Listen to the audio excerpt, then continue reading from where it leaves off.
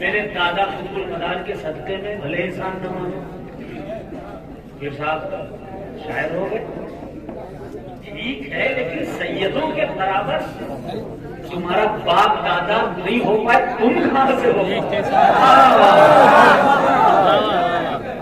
اب سنو، میرے دادا کے والد حضرت پیر سرکار سید خوشبخت علی مداری رحمت اللہ علیہ، نبی جی درسوا دکھائیو کے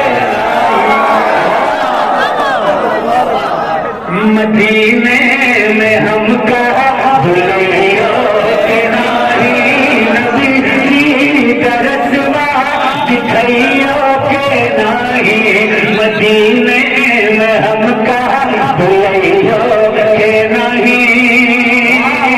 میرے دادا کے والد سید خوشبخت علی کی شاعر ہے، سبحان اللہ سبحان اللہ۔ میرے دادا ابو الوقار سید گلویلی بھی شاعر تھے، میرے والد حضرت سید حیدر علی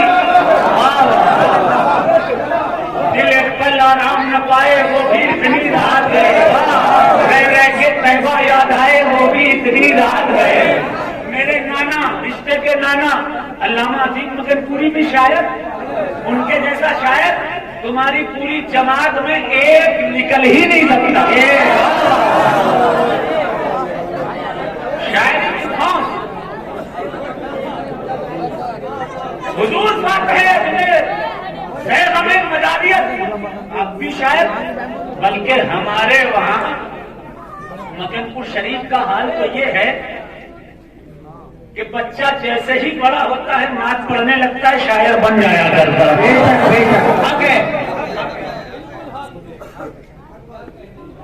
دوسروں کے کلام لے کر اپنی دکانداری سیدوں کی مخالفت کر کے چلانے والوں کم سے کم اپنی آخرت کی فکر تو کر لیتے ہیں۔ یا دنیا ہی سب کچھ ہے، پیٹ ہی سب کچھ ہے، چلو ٹھیک۔ بات فتوے کی چل رہی تھی، اب توجہ سے ایک مسئلہ سن لیجیے۔ I am not an illiterate person. Alhamdulillah, I have completed my BA from Chhatrapati Shivaji University, Kanpur. Then I have gone in Kanpur for Alim course. Then I have gone in Lucknow. Then I gone in South Africa for Mufti course. I have completed so many courses. So many courses. English Bible.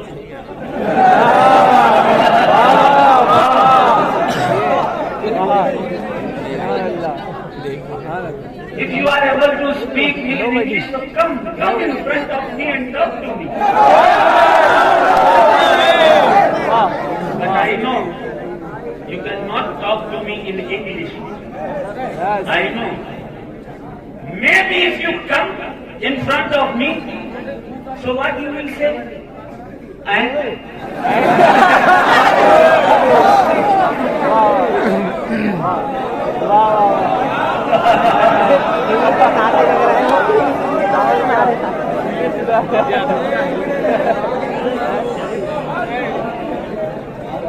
So please don't talk to me in English. I know who are you. I know who are you and what is your position. I know everything. I know everything about you. What are you in the room? And what are you in out of the room? What are you in Bihar? What are you in Gujarat? I know everything. But ہم اہل ادب ہیں، اور اہل ادب کسی کا تماشا نہیں بناتے، لیکن بس اتنا ضرور ہے کہ جب بات باپ داداؤں کی آئے گی، علی کی عظمت کی آئے گی، حسین کی عظمت کی آئے گی، مدار کی عظمت کی آئے گی، سیدوں کی عظمتوں پر جب بھی آنچ اٹھے گی، ہم حسینی ہمیشہ سیدوں کے ساتھ کاندھے سے کاندھا ملا کر کھڑے ہیں۔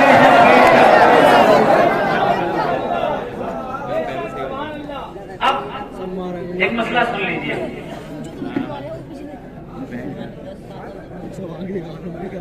شریعت کیا ہے؟ شریعت کی دھوس مت دیجیے گا، شریعت علی کے بیٹوں کی گھر کی ہے۔ تم نے پڑھ کر سمجھا ہے اور سیدوں کے خون کے اندر شریعت گردش کیا ہے۔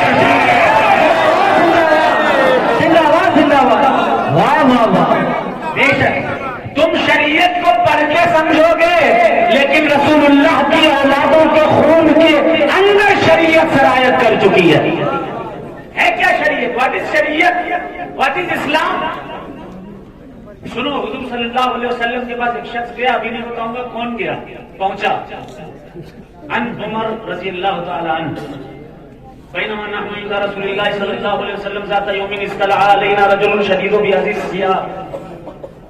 حضور کے پاس ایک شخص پہنچا، بہت زیادہ سفید کپڑے تھے، بہت زیادہ کالے بال تھے۔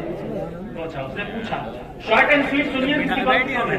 حضور سے پوچھا، یا رسول اللہ اخبرنی عن الاسلام، بتائیے شریعت میں اسلام کیا ہے؟ اسلام کیا ہے؟ شریعت کیا ہے؟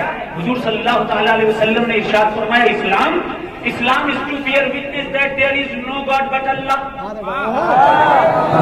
and Muhammad sallallahu alaihi wasallam is his messenger and his servant۔ اسلام یہ ہے کہ اس بات کی گواہی دو کوئی معبود نہیں سوائے اللہ کے، اور محمد صلی اللہ علیہ وسلم اس کے بندے اور رسول ہیں۔ وتقیم الصلاۃ، نماز قائم کرو، وتؤتی الزکوٰۃ، زکوٰۃ ادا کرو، تحج البیت، حج کرو، تحج البیت ان استطعت الیہ سبیلا، اگر آپ کے پاس پیسہ ہے، دولت ہے، استطاعت رکھتے ہو حج کرنے کی تو حج کرو۔ پھر فرمایا سرکار نے کلمہ تقیم الصلاۃ، وتؤتی الزکوٰۃ، تحج البیت وتصوم رمضان آج ہی چالو ہونے والے تھے، مگر اللہ تعالیٰ نے کہا سیدوں کی گستاخی ہو رہی ہے۔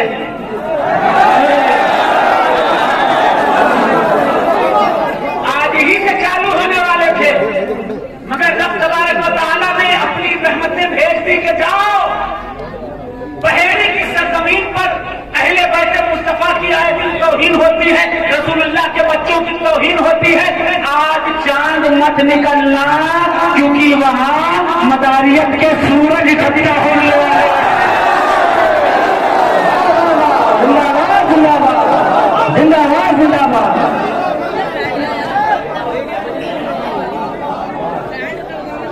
آج ہی رمضان شروع ہونے والے ہیں، اللہ کا کرم ہو گیا، معاملہ گرم ہو گیا، مداریت کا الحمدللہ مضبوط دھرم ہو گیا،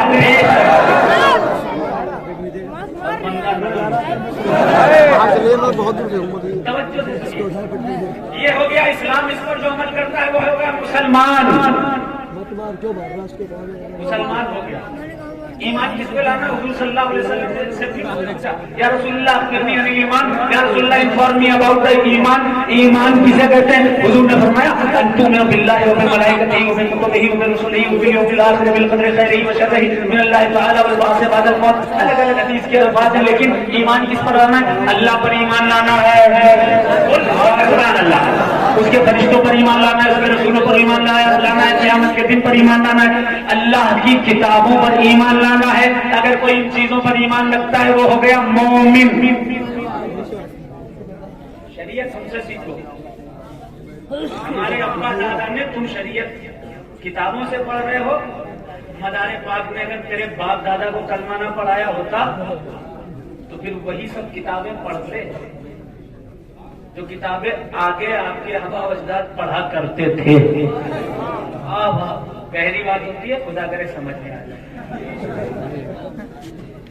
مومن ہو گیا، مسلمان ہو گیا۔ یا رسول اللہ ایمان مکمل کیسے کیا جائے؟ بول کے سنا۔ آپ نے ارشاد فرمایا لا یؤمن احدکم حتی اکون احب الیہ من والدہ وولدہ والناس اجمعین۔ کوئی بھی شخص اس وقت تک مومن کامل نہیں ہو سکتا جب تک وہ اپنے ماں باپ سے زیادہ، اپنی آل و اولاد سے زیادہ اور ساری کائنات سے زیادہ مجھ سے محبت نہ کرنے لگا۔ زندہ باد زندہ باد۔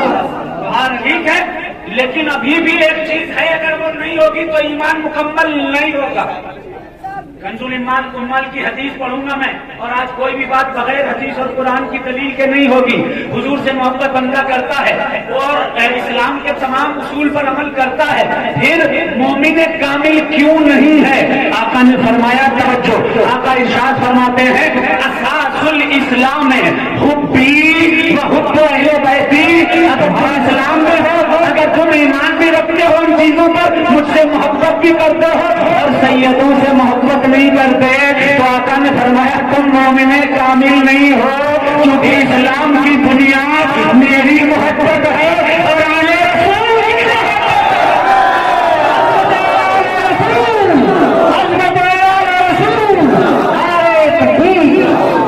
اہل بیت مصطفیٰ کی محبت ہے۔ شریعت کو تم نے پڑھ کر چھپایا،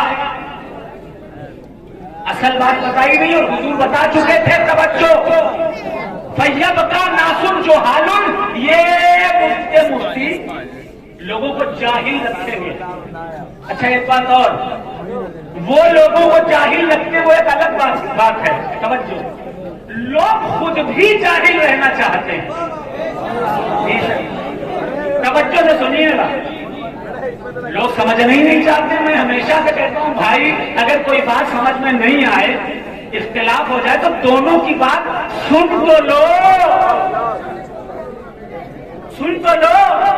امام حسین کو باغی کہا گیا تھا اور لوگ سچ سمجھ رہے تھے۔ امام حسین کو باغی کہا گیا تھا، باغی، لوگ سچ سمجھ رہے تھے، کیونکہ انہوں نے سمجھنا ہی نہیں چاہا کہ امام حسین ہے کون۔ اسی لیے کہتا ہوں کہ اندھ بھکت مت بنو، یہ تو جاننے کی کوشش کرو کہ مدار ان کی اولادیں ہیں کون۔ کم سے کم کوشش تو کرو، اور اگر اہل بیت مصطفیٰ ذرا سا بھی اگر معاملہ خراب ہو گیا، دنیا اور آخرت دونوں تباہ ہو جائے گی۔ اب مسئلہ سنو، ایک مفتی صاحب ان کو دلی ایئرپورٹ پر ملے، وہ کئی مرتبہ کہتے ہیں حضرت داڑھی خلاف شرع ہے آپ کی، یہاں بھی کہا گیا تھا۔ میں نے کہا بھیا قرآن مقدس میں تو دکھاؤ، کہاں ہے؟ تو ایک مشت کا حکم ہے قرآن میں۔ میں نے کہا کہاں؟ وہ موسیٰ علیہ السلام نے فرعون کی داڑھی پکڑی تھی نا، تو میں نے کہا فرعونی ہو کیا؟ شریعت مصطفیٰ کی چل رہی ہے یا فرعون کی چل رہی ہے؟ دلیل دو تو کوئی ڈھنگ کی دو، ڈھنگ کی دلیل۔ آج میں یہ مسئلہ سمجھانا چاہتا ہوں، کھل کے سمجھانا چاہتا ہوں۔ میں مفتی بھی ہوں، عالم بھی ہوں، کالج سے پڑھائی بھی کی ہے میں نے، اندھ بھکت نہیں ہوں، تالاب کا مینڈک نہیں ہوں۔ جو بات کہوں گا سمجھ کر کہوں گا اور دلائل کے ساتھ کہوں گا۔ ایک مشت داڑھی رکھنا بھی حرام نہیں، مفتیان کرام توجہ، ایک مشت داڑھی رکھنا بھی منع نہیں۔ ایک مشت سے چھوٹے بھی اگر کوئی رکھ لے تو کوئی حرج اور گناہ نہیں۔ آپ کہو گے کیسے؟ میں کہوں گا قرآن مقدس کی کسی آیت، رد المختار، علماء بیٹھے ہیں، ایک کتاب ہے رد المختار ہی کے ذریعے تمام فتاوے جی کتب معتبرہ میں ہے، اس سے تمام فتاوے اخذ کیے جاتے ہیں۔ اس کتاب میں لکھا ہوا ہے، یہ کہتے ہیں واجب ہے، واجب ہے، واجب ہے، واجب ہے۔ رد مختار میں لکھا ہوا ہے واجب وہ چیز ہوا کرتی ہے جو قرآن کے نص ضمنی سے ثابت ہو۔ ہر چیز کو آپ واجب نہیں کہہ سکتے۔ اس مسئلے کو توجہ سے سنیے گا ورنہ سمجھ میں نہیں آئے گا۔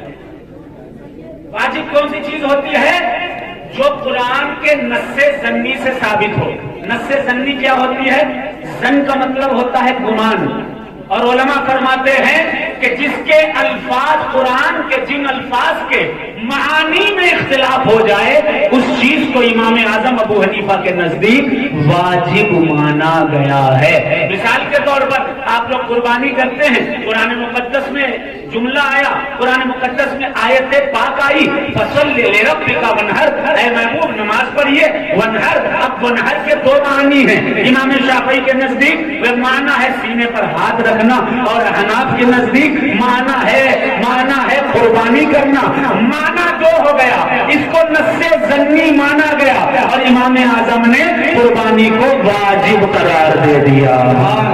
اس طرح سے قرآن میں کوئی اگر چیز ہے تو وہ ہوتی ہے واجب، اور قرآن کے معانی میں اگر نص ظنی سے کوئی چیز ثابت ہو وہ ہوتی ہے واجب، اور قرآن مقدس میں اگر وہ الفاظ ہیں جن کے معانی میں کوئی اختلاف نہیں ہے تو وہ ہوا کرتا ہے فرض۔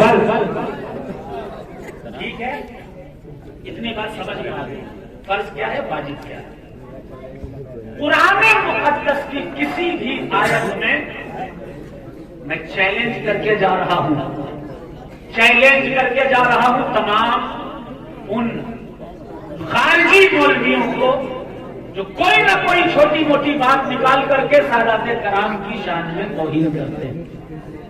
چیلنج، پہلا چیلنج، پورا مکمل چیلنج، قرآن مقدس کی کسی آیت سے وہ ایک مشت کا حکم ثابت کرتے ہیں۔ توجہ سے سنیے گا اور پورے وصول پورے اعتماد کے ساتھ بول رہا ہوں، بزرگوں نے رکھی، صحیح کیا، وہ بھی جائز ہے۔ اگر چھوٹی کسی نے رکھی تو پتا ہے کس نے رکھی، وارث آیات کوثر، فاتح خیبر، داماد پیمبر، جگر گوشے رسول، حضور مولائے کائنات علی مرتضی کرم اللہ وجہ الکریم کے تعلق سے الکتاب المصنف فی الاحادیث والآثار میں صاف لکھا ہوا ہے۔ سماعت بن یزید رضی اللہ عنہ بیان کرتے ہیں کہ حضرت علی کرم اللہ وجہ الکریم اپنی داڑھی کو چہرے کے قریب سے کاٹا کرتے تھے۔ یہ حدیث دیکھیے، احکام الطہارہ میں سنن الفطرہ میں لکھا ہوا ہے حضرت مولا علی کرم اللہ وجہ الکریم بھی اپنی داڑھی کو چہرے کے قریب کاٹا کرتے تھے۔ اس کے علاوہ بھی کان علی رضی اللہ عنہ یاخذ من لحیتہ مما یلی وجہہ، حضرت علی چہرے کے قریب اپنی داڑھی کاٹا کرتے تھے۔ کوئی صحابی بڑی رکھ لیا کرتا تھا، کوئی چھوٹی رکھ لیا کرتا تھا، کیونکہ یہ ایک اہم مسئلہ نہیں تھا۔ یہ مسئلہ کیا تھا؟ واجب کا حکم، شدت کا حکم سب سے پہلے اگر کسی نے دیا ہے تو وہ ذات حضرت عبدالحق محدث دہلوی رحمۃ اللہ علیہ کی ہے۔ آپ نے شدت کے ساتھ داڑھی کو رائج کیا۔ اب وہ زمانہ کیسا تھا، کیا ضرورتیں پڑی، کیوں اس بنیاد پر ایک مشت کا حکم دیا، جبکہ واجب کیا، واجب جو کہا جاتا ہے وہ قرآن سے ثابت ہونا چاہیے۔ اب حدیث کا رخ کرتے ہیں، بور ہو سکتا ہے بور ہو رہے ہوں، لیکن توجہ سے میری بات سنیے گا۔ حدیث مصطفیٰ صلی اللہ تعالیٰ علیہ وسلم میں کیا آقا کائنات صلی اللہ علیہ وسلم نے فرمایا، جز السواربہ وَخُلَّہَا وَخَالِفَ الْمَجُوسِ، مونچھیں کٹاؤ، داڑھی بڑھاؤ، مجوسیوں کی مخالفت کرو۔ ہاں یہ حدیث ہے، مونچھیں کٹاؤ، داڑھی بڑھاؤ، لیکن کتنی بڑھانی ہے؟ ایک مشت، اس سے کم، اس سے زیادہ؟ حضور نے کچھ بیان ہی نہیں فرمایا، کچھ بیان نہیں فرمایا۔ چلو یہ سب باتیں عالمانہ باتیں، بڑی بڑی باتیں آپ لوگوں کے سر کے اوپر سے جا رہی ہوں گی۔ شارٹ اینڈ سویٹ ایک بات سمجھ لیجئے، رسول پاک نے جس چیز پر شدت کی اس پر امت کو شدت کرنی پڑے گی۔ رسول پاک صلی اللہ علیہ وسلم نے جو چیز جائز کی وہ امت کو جائز کرنا پڑے گا۔ رسول اللہ صلی اللہ علیہ وسلم نے جسے حرام کہا اسے امت کو حرام کہنا پڑے گا۔ آقا کائنات صلی اللہ تعالیٰ علیہ وسلم نے یا صحابہ کرام نے یا خلفائے راشدین نے کیا کسی مولائے کائنات علی مرتضیٰ سے کہا کہ اے علی تمہاری داڑھی چھوٹی ہے، تم فاسق و فاجر ہو، تمہارے پیچھے نماز نہیں ہوگی؟ اللہ اللہ، جب مولا علی نماز پر آیا کرتے تھے تمام صحابہ کے پیچھے نماز پڑھا کرتے تھے. مولا علی سے کسی صحابہ نے شدت نہیں کی. اور سنو ایک بات توجہ کے ساتھ، سنت دو قسموں کی ہوا کرتی ہے. پہلی سنت ہے سنن عادیہ، دوسری سنت کا نام ہے سنن الہدا. توجہ سے سنیں، سنن ہدا کیا ہوتی ہے؟ جس سے عوام کو ہدایت ملے، جس سنت سے عوام کو ہدایت ملے. اور سنن عادیہ اس سنت کو کہتے ہیں جو عربوں کی عادت میں شمار تھا. جبہ پہننا حضور کی سنت، ازار پہننا حضور کی سنت، کھجور کھانا حضور کی سنت. انڈیا میں جبہ تھا ہی نہ، جب انڈیا میں جبہ تھا ہی نہیں، آدمی کوئی زندگی بھر جبہ نہیں پہنے، سنت تو ہے آقا کی، کیا وہ فاسق ہو جائے گا؟ سوال. اگر کوئی زندگی بھر کھجور نہ کھائے وہ بھی سنت ہے، کیا وہ فاسق و فاجر ہو جائے گا؟ نہیں. اگر کوئی زندگی بھر پوری عمر اگر کوئی شخص بڑے بال نہ رکھے، بڑے بال بھی حضور نے ایک مرتبہ رکھے، کیا وہ ہو جائے گا؟ سوال ہے ان سے. نہیں ہوگا. کیا آقا نے کبھی کسی پر اس بات پر حد قائم کی کہ اس کی ایک مشت سے چھوٹی ہے؟ حضور نے کبھی حد قائم کی؟ صحابی نے کبھی حد قائم کی؟ ابو بکر صدیق نے کبھی کسی مسلمان کو مولائے کائنات ہی کو پکڑ کر کہا اے علی تمہاری ایک مجھ سے چھوٹی کیوں ہے؟ نہیں کہا. عثمان غنی نے بھی نہیں کہا، عمر فاروق نے بھی نہیں کہا، کیونکہ وہ جانتے تھے کہ ایک مجھ سے کہیں زیادہ اہم انسان کا نمازی ہونا، پرہیزگار ہونا، تقوی والا ہونا، 30 رمضان شریف کے روزے رکھنے والا ہونا، دل میں ایمان ہونا، صحابہ اور اہل بیت کی محبت ہونا، ایمان پر چلنا، یہ زیادہ ضروری ہے بجائے اس کے کہ ایک مجھ پر شدت کی جائے اور اس کے خلاف بولا جائے. ایک سوال اور.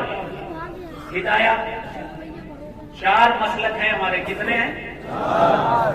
کوئی 5واں نہیں ہے جس کا قبر میں تیسرا سوال ہونے والا ہے. 4 ہیں. امام اعظم ابو حنیفہ کا، امام شافعی کا، امام مالک کا، امام احمد بن حنبل کا. 4 مسلک. امام اعظم کی کسی کتاب سے اگر ایک مشت کا حکم کوئی دکھا دے، امام اعظم ابو حنیفہ کی بات کر رہا ہوں، یہ نہیں کہ آپ شاگرد لے کر آ جاؤ، یہ ان کے شاگرد ہیں. اب میرا شاگرد اگر کوئی ہو کچھ بھی کہہ دے، مجھ سے کیا لینا دینا بھائی؟ میں کیا کہہ رہا ہوں یہ اہمیت رکھتا ہے. امام اعظم نے کہیں نہیں لکھا، امام شافعی نے کہیں واجب نہیں لکھا، امام مالک نے کہیں واجب نہیں لکھا، امام اعظم نے کہیں واجب نہیں لکھا، کہیں نہیں لکھا، کسی نے نہیں لکھا. کوئی ثابت کر کے دکھائے. دوسرا چیلنج. حضور نے کوئی حد مقرر نہیں کی، یہ تیسرا چیلنج. پہلا قرآن مقدس میں کوئی دکھائے، پھر سے سن لیجئے، قرآن مقدس میں کوئی دکھائے، حدیث میں دکھائے، یا پھر جو 4 امام ہیں، امام اعظم ابو حنیفہ، امام شافعی، امام مالک، امام حنبل. امام اعظم ابو حنیفہ کی خود کی لکھی ہوئی کتاب الفقہ الاکبر ہے، ساؤتھ افریقہ کے مفتی کورس میں نے خود پڑھی ہے. اس کتاب میں بھی کہیں واجب نہیں لکھا. اگر لکھا بھی ہوتا پھر بھی رسول اللہ نے اگر شدت نہیں کی، فاسق و فاجر نہیں کہا، اصحاب نے نہیں کہا، تو آپ کو کوئی حق نہیں بنتا ہے کہ آپ کہو. ایک بات اور عرض کرتا ہوں پورے وصول کے ساتھ. وہ بات کیا ہے؟ ایک مشت زیادہ ضروری ہے یا ایمان کا ہونا؟ بولیے بھائی. ایمان کا ہونا. اور حضور نے فرمایا اساس الاسلام حبی و حب اہل بیتی. ایمان اسی کا مکمل ہوگا جو سیدوں سے محبت کرتا ہے. انسان اگر آپ کے نزدیک نماز کا ہونا، نمازی ہونا، روزے دار ہونا، حج والا ہونا، زکات والا ہونا، ایمان والا ہونا، اللہ والا ہونا، درود پڑھنے والا ہونا، نعت پڑھنے والا ہونا، ذکر کرنے والا ہونا، یہ کوئی اہمیت نہیں رکھتا ہے. صرف ایک مشت ہی اہمیت رکھتی ہے. تو بھائی آسارام کو آپ کے امام ہونے چاہیے.